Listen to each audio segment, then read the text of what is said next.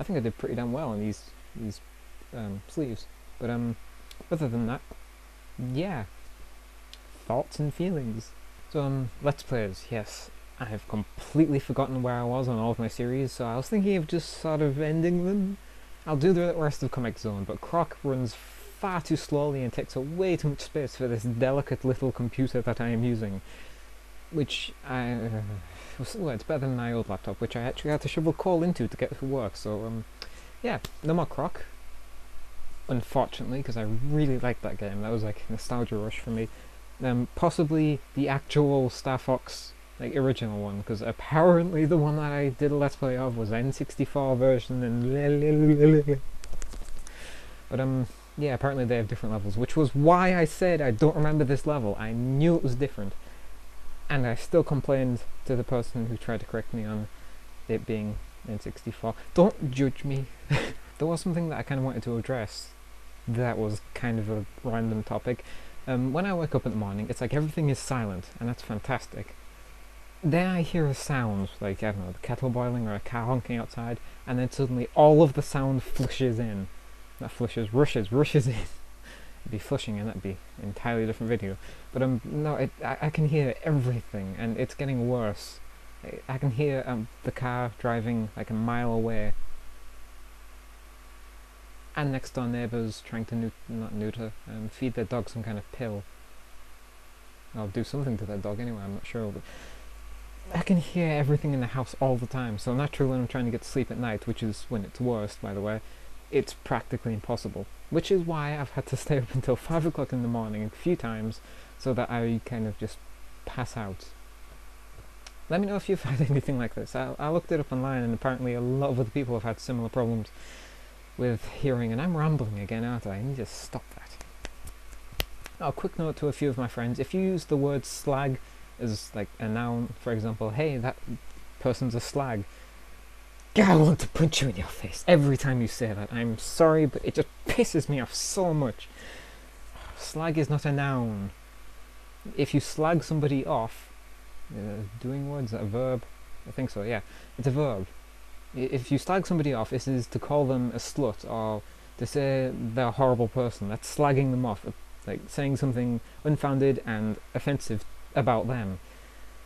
If somebody is a slag, you obviously don't understand what the word means. Stop using it as a noun when it isn't a noun. It's like saying, yeah, that person's a horrible. Finish your sentence. It's just, I'm happy. I know it doesn't seem that way from a couple of my videos and many of my posts on Facebook and the like, but I live a really nice life. So, yeah, far too nice actually. But yeah, I've run out of things to talk about, so I guess this means it's the end of the video. So thanks for watching. I am going to start making more videos as soon as I stop this one. Hopefully, because now I'm awake during the day and it's better.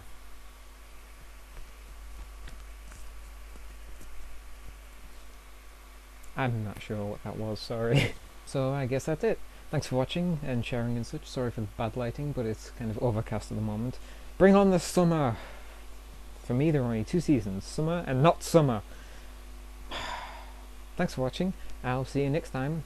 I'll see you next time, hopefully. And goodbye. Bye. A couple of shout-outs to my friends, to let them know that I'm still thinking of them, even if I haven't talked to you in a long time, or if I'm, distracted by something, or if I just sort of ignore you by accident. First of all, Amy, for being fucking adorable and also having a horribly spelt name, but also being kind of short, which I guess isn't an advantage. But you're still so cute. You're adorable. You're like my adorable friend, who I can kind of rest food on. I'm sorry. Oh, the short jokes never stop. Oh, I'm being punished. Next is Lookalike Panda, who is a new friend of mine, for being awesome to a stranger who randomly talked back to her mom. Sorry about that. But yeah, I tend to speak my mind, and sometimes not everybody likes it. But yeah, she's a great sport and so far a great friend. So thanks. Marissa. you knew you were on this list somewhere for not only being really motivational in art, because she's just quite something special, but also supportive as a friend, like the most supportive you can get without being a push-up bra, and also being beautiful and humble. So yeah, thank you for making the world a slightly better place. And Craig, for being my coach and being a good sport when he was my college crush. Even if we rarely talk, but still, thanks. You shaped my life more than you think you do. Have. More than you have. Next person. And finally, Mark, for putting up with my bullshit. And, you know, general sluttiness. You know, for a boyfriend, you're really quite something extraordinary. Especially in patience and trying to wake somebody who obviously doesn't want to be woken up. And finding ways to wake them up and make them like being awake. And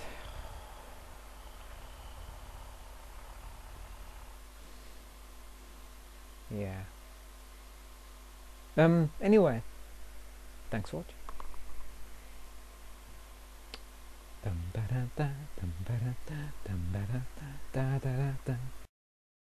Outtakes.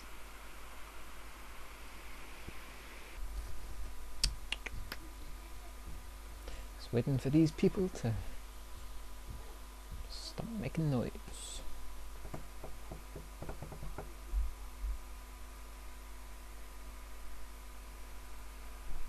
Ah, shit, I forgot where I was.